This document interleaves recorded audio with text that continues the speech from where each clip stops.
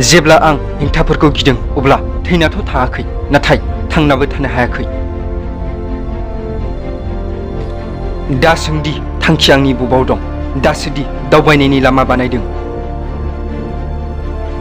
नाजेनगोन गोहो जेखियानो जायाथों मानो बेखौ आं गुबुन सोरखौबा नङा गावनो गावखौ बादा खालामदों। खस्थ'नि लामाजों जाय दावबायो बिनो मुलुगखौ सोलायो। जाय हर खोमसिजों दावहा देरहादों बिनो सान जानानै ओंखारो।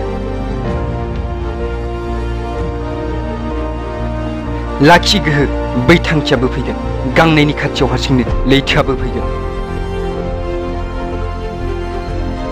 बे हायाव जनानै मानो अख्रां नायो लोगो, गावनि गांखौ फुवा बे जुगा खालि बिरग्राफोरखौल' नायो।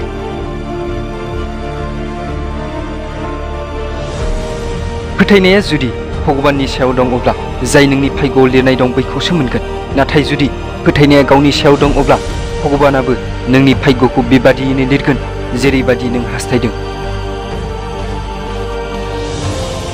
गोमोरनाय अराबो जोंफिननो हागौ, बारनाय बारहुंखायाबो लामा सोलायनो हागौ।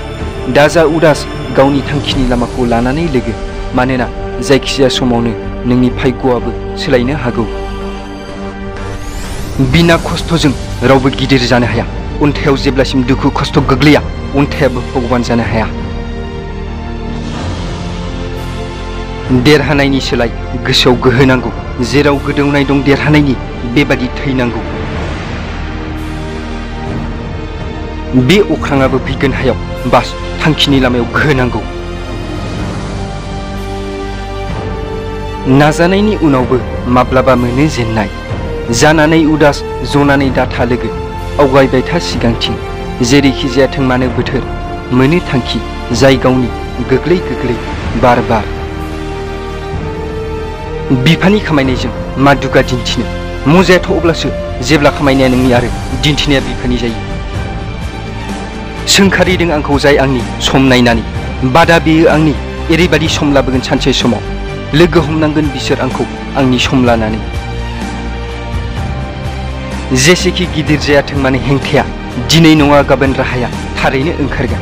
हाया जेसेखि खरान जायाथों मानो जुदि जेननायखौ मानिना लाया अब्ला दैयाबो थारैनो ओंखारगोन। बुं हेंथाफोरखौ आरो एसे गोब्राब जाबाव, बुं खस्थ'खौ आरो एसे गिदिर जाबाव। आरे सुनो सानदों आंनि गोहो अब्ला बुं अख्रांखौ आरो एसे गोजौ जाबाव।